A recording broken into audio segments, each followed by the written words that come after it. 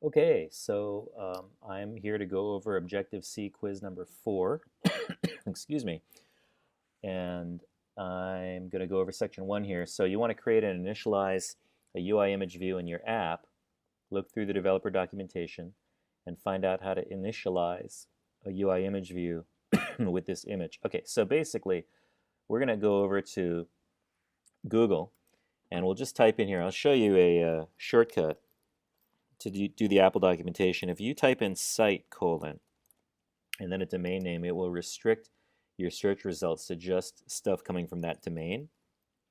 And so if I type in UI image view, this is probably good enough, but I'll also type in class reference just for added measure. And the first or second hit should give us the class reference. Excuse me. So, okay, so the question is, how do we, what is the question? The question is, initialize a UI view image with this image.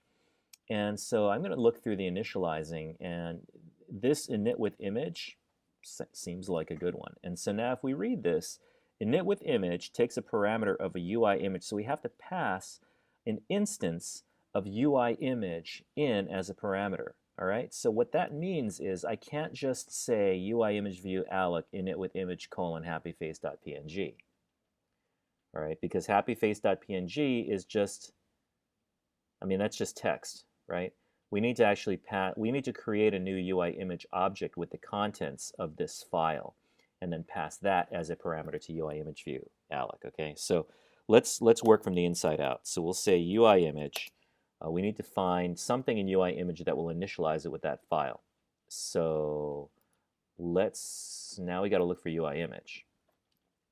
So I'll search through here. Or, of course, you could always go back out to Google and do citeapple.com UI image class reference. But we're already in the developer library. UI image class reference. Creating new image with contents of file seems like our method. It's going to return a UI image. It's a class method, so we can just call it right on UI image, and we can say image with contents of file : and then an NS string that corresponds to the path. I didn't give you a path here, but you don't need to worry about getting the local path or anything. I mean, normally you probably would, but in this case, just happyface.png is fine. So let's go back and remember what this is: image with contents of file. This is where you really feel the lack of the autocomplete. Kind of hurts, but happyface, what was it? Yeah, happyface.png. All right, so that's going to return a UI image instance. Okay, that's going to be the parameter to, what's the method called? UI image view. My notoriously bad memory, so I'm going to go back and just double check and make sure I have the right name. It's called init with image. All right, so it's going to be init with image. And that whole thing, because it's an instance method, it has to be called on UI image view alloc. And now we're already into the code that was already given to us. So now we just got to put the whole thing in brackets. And the rest of this here is, UI image view star image box equals that. Okay. This gives us the instance of UI image view. Init with image is the instance method that calls it. UI image with contents of file is the new UI image that's created that's passed as a parameter, and then we'll put a semicolon. Okay? Awesome. All right, that's the first one. Second code, I've created a dictionary for you, a dictionary with objects of keys. These are all NS strings, which is awesome because then we can just say this: NS string, for NS string star temp in. The name of the dictionary is DICT. And then we can just quickly do a fast enumeration, right? Now we just want to NSLog the vegetables. So we're going to have to call dict object for key. So what I actually like to do is I like to do this. I like to say NS string food equals dict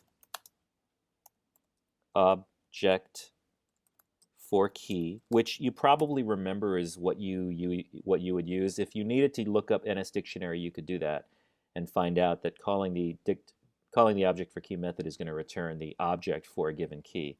In this case, the key is vegetable. Oh, no, actually, wait. No, the key is temp. You know what? Let's change this. Let's call this key just to make it, just to remind ourselves. Okay, key. Okay, and so now we've got food is going to be whatever that object is for the key as we iterate through this dictionary, right? And then so we're going to say, okay, so now food is that object. So we can say if. Now we want to check to see if the key is a vegetable, right? So the key is named key because we called it here, right? If this were temp, then this would be temp. But if key is equal is how you compare strings, right? Is equal vegetable. Sorry, my Java is showing. Is key is vegetable. What is it? Vegetable lowercase. Vegetable. Got to spell it correctly. If key is equal to vegetable, all right. Then what do we want to do? Then we want to NSLog, right? NSLog, but we don't want to NSLog the key. We want to NSLog the object. And luckily, we've already cached this thing into food, so now we can just say basically NSLog, open parentheses, @ open quotes, %, @ which is a token for a string basically, and then food. Yeah. Otherwise, you would just repeat NS string or dict object for key. All right. That's it. We're done. Because if the key is not equal to vegetable, it's just going to not do anything, right? And this NSLog, this could be on a separate line if you wanted to. I just put it here to save space. Okay. Let's just placeholder. Yeah, all that looks good. So that's a solution for that problem. There are other ways to do it too. You could have gone and iterated through, taken account of all the objects in dict and done it, with a regular for loop with a boundary with a loop condition, in I equals, 0 and I is less than objects count. But in this case, this fast enumeration works fine because we're not changing any of these and we're not removing anything from the dictionary. Oh, we can't anyway. It's not a mutable dictionary. Okay, so moving on. What is the 80-20 rule? 80-20 rule basically is this: only 20% of users use all the features of an app. You may think about you may believe these other three, but the fact is only 20% of users will actually use all the features of an app. So simple is always better. Okay, I was really disappointed, by the way, by how many people didn't love my app idea. I thought it was a winner, but you brought up a lot of different reasons about why it wouldn't work, and they were good, valid reasons coming from the human interface guidelines. So things like the mismatch between these characters and the fact that your audience is probably mostly business executives who aren't going to care about this stuff. So that was good. The fact that you really shouldn't need 200 pages of a manual to explain what this is. Interface should explain itself. You shouldn't have to read a manual to make it work. You should be able to understand how to use something simply by using and not by going to this separate on-screen help, which is falling out of favor. I mean, it used to be with a lot of apps out there from other companies, that we're not going to say Microsoft. They typically will do this on-screen help option with like 200 pages, and you don't ever really need it. Most people don't read it. The gestures are awesome, except they're way too complex, right? Swipe up, double tap, and flick up and swipe left. They're not intuitive, right? I mean, normally if you're swiping, it should be to do something like turning a page, something that, feels like, the motion feels like what the purpose of it is. Set of arrows is problematic because you can't tap on anything that's less than 44 by 44. And so flipping the pages really should be done through gesture controls on a touch interface. It shouldn't be done by making you tap on something. That's what you use on a web interface or a desktop interface where you actually have a mouse, which is much more precise. You don't have to simulate everything. In this case, you're pinching the binder clips to open and pinching them closed, and then even this problem that we run into with a real 3-ring binder, you don't really need to have that simulated. You just want to simulate the best part of the metaphor, not all of the metaphor. So there you go. And most people did pretty well on that, actually. So that was good. Okay, closed resource portion. I really did not want you to be looking stuff up, so I'm hoping people kind of abided by that here. Um, this interface, hypnosis view, UI view, what's signified by UI view is basically UI view is the superclass of hypnosis view. So we're saying that hypnosis view is subclassing UI view. So it inherits all of the UI view methods and then probably overrides some of those methods, or you're writing new methods that will do something a little bit different than what these do, or maybe do something additional and then you call super and then you call the one above it. So that's just inheritance stuff. So in MVC, which of the following relationships are not allowed? There may be more than one correct answer. In MVC, you generally, you don't have the model talking to the view directly, and they went over that repeatedly in the actual video, right? So the model doesn't talk to the view. Generally, I think the model doesn't talk to the controller also. The controller will talk to the model, but the model really should just be on its own. It doesn't really talk to the view or the controller. I don't know why I can't select both of these. Shift key? I don't know. I'll look at it and give you guys credit if you got the right answer there. How does the view receive information from the controller? Well, what that does, right, is you actually, in iOS development, the controller, the view controller, is actually serving as a data source for the view, and you actually have to create an outlet, right? So that it's called an IB outlet for the interface elements on the view. So the view receives information from the controller through outlets. Okay. There's more information on that, I think, in chapter 6, so you can take a look at that there. Identifications. Okay, so at this point, you really should be able to look at these and recognize them for what they are, because you're going to have problems if you mistake a method name for the method call, because like something like this is what shows up in the developer documentation, but that is not the context that you would use to actually call it, and that's not the syntax that you would use to call it. So you need to be able to start recognizing this stuff. That's why I threw this in here. So this right here, this is an instance variable, and this is a pointer.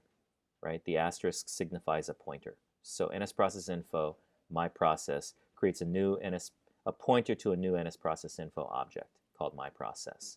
All right. This is a method call. We know that it's a method call because we've got the two square brackets here. All right. This one right here, this is a method header because it's got the minus sign, which indicates that it's an instance method. In parentheses, this is the return type, and that's the actual name of the method. This actually would go in a .h file because it's got a semicolon at the end of it. If this were in a .m file, you'd have like a curly brace, and then you'd have the implementation of it. Okay, this right here, NSString start name, this again is an instance variable. Boolean myv, because this is a primitive object type, it's a Boolean, you don't need the pointer, but it's still an instance variable. This is a variable declaration. This right here is a class header. So this basically, add interface, tracker, tracker, well, everything kind of subclasses NSObject, I guess. I don't know why you would specifically call that out. But in any case, this is a class header. This right here, okay, this is a method header, right? Because it's a plus, right? A method header. This right here was kind of interesting. This is actually also a method header, okay, because it's got a got a minus sign here, right, which indicates that this is an instance method that also happens to return an NSString. Okay, this right here is just a standard declaration, so that's an instance variable, and this right here again, the square brackets is our giveaway here. That's a method call. Okay, so there you go. Relationship between a class and an object is best described, and this is standard, this is like object-oriented methodology, going way back to like the Objective C, the orange book. Okay, all of these things are wrong except this one. Okay, an object is an instance of a class. A class is like a blueprint for creating an object, but it doesn't exist until you create an object from that class. So objects are instances of classes, and all of these other things are actually misconceptions that people have that this is the only correct response here. Okay. By convention, a class interface is stored in a file with the extension .h. So your interface is always going to be in your .h. It's not your .m. It's not a C file or a .idk. Some people might have chosen idk, but no, it's .h. When you're instantiating your new object, you have to allocate first, right? You have to create the allocation. You have to allocate the memory, and then you initialize it. All right, so that's why sometimes, a lot of the times, you'll see this alloc init, right?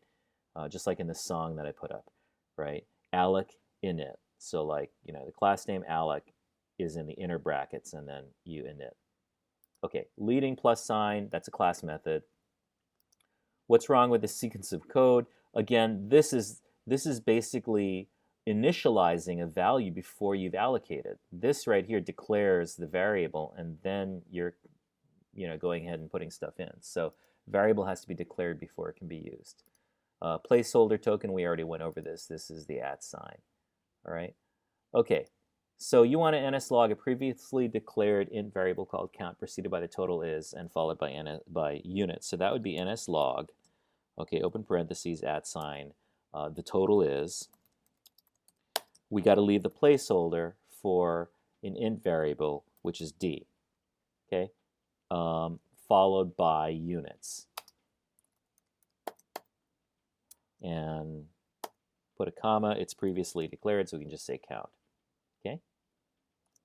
That's it. So @ sign, placeholder for an int, and then the name of the variable. Okay. Consider a class called person. Give an example of an attribute and an example of behavior. So we have a class called person. What are some attributes that you might have of a person? You might have like color of eyes, color of hair. So eye color, hair color, right? Those are attributes. Those are stored in instance variables. Age would be another one. Okay. A behavior would be a method. It's something that the class does. So in this case, for the person, what would be something they could do? They could say jump, speak, right?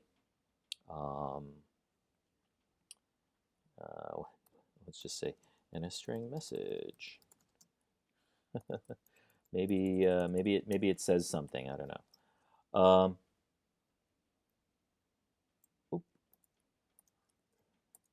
I'm just messing around. All right, these are all just behaviors, right? Any of those would work. You know, sleep. Okay, that's it.